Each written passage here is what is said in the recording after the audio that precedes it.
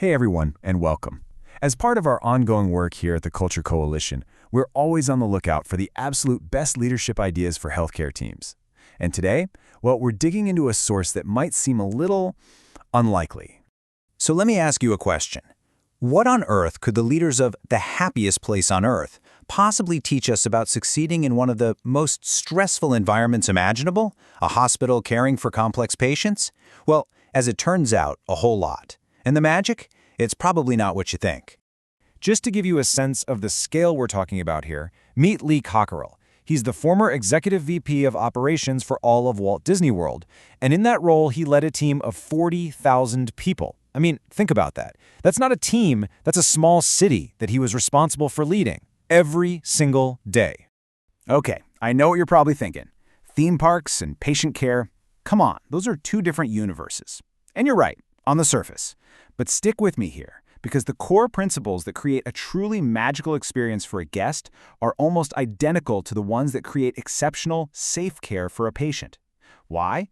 Because it all comes down to people. And this is the big reveal, right here. The so-called Disney magic. It's not pixie dust. It's not a secret formula locked in a vault. It is a highly disciplined, incredibly intentional, and completely repeatable system for building a world-class culture. It's about engineering excellence, not just wishing for it. All right, so where does this journey begin? Well, it all kicks off with one simple but honestly profound idea. It's a foundational principle that, when you truly embrace it, changes absolutely everything about how a team functions, especially when the pressure is on. He calls it the RAVE Principle: respect, appreciate, and value everyone. And look, this isn't some complicated management theory you need a PhD to understand. It's a fundamental commitment, a promise, to recognize the immense worth of every single person on your team, no matter what their job title is. And let's be super clear, this isn't just fluffy, feel-good stuff. This is a hardcore strategy with real, tangible results.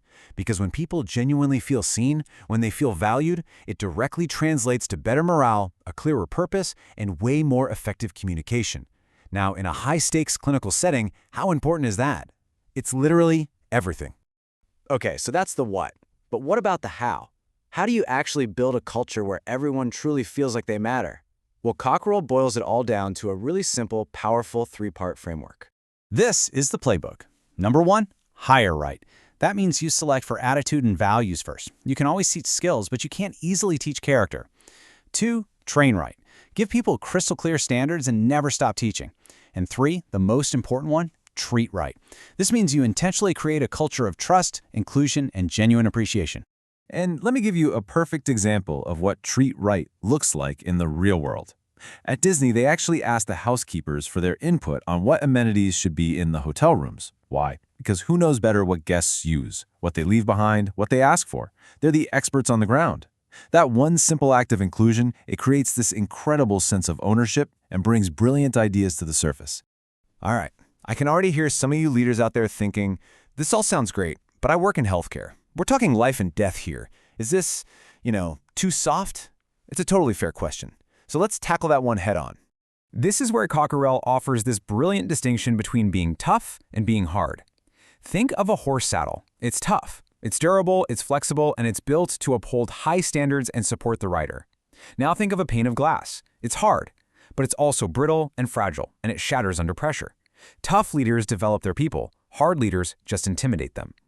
And don't get it twisted, this model is built on a rock-solid foundation of incredibly high expectations and absolute accountability. As the great hotelier Bill Marriott told him, you only get excellence from 2 things: education, which is your training, and enforcement, which is holding people to those high standards. In healthcare, that is completely non-negotiable. Okay, let's pivot now and bring this directly into your world. Let's connect all these dots between Disney's principles and the day-to-day reality of leading a clinical team in a hospital. So for you, the physician leader, the charge nurse, the APP, running a team that takes care of really sick patients, what does this philosophy actually look like on the floor, at the bedside? Here's the bottom line. This is why this stuff is mission critical in healthcare. An included team where every single person feels psychologically safe to speak up communicates better, and that reduces medical errors. An appreciated team is far more resilient, which is our best defense against burnout. And a valued team, where every role is seen as essential, from the top surgeon to the environmental services tech who ensures a clean, safe room. That team provides fundamentally better, safer, and more compassionate care. So what this really does is it completely reframes the definition of your job as a leader. It's so much bigger than just managing clinical pathways or the daily schedule. Your number one job, your primary role as a leader, is to create the environment. It's to build the culture. It's to foster that psychological safety and that powerful shared purpose that allows your team of experts to perform at their absolute best.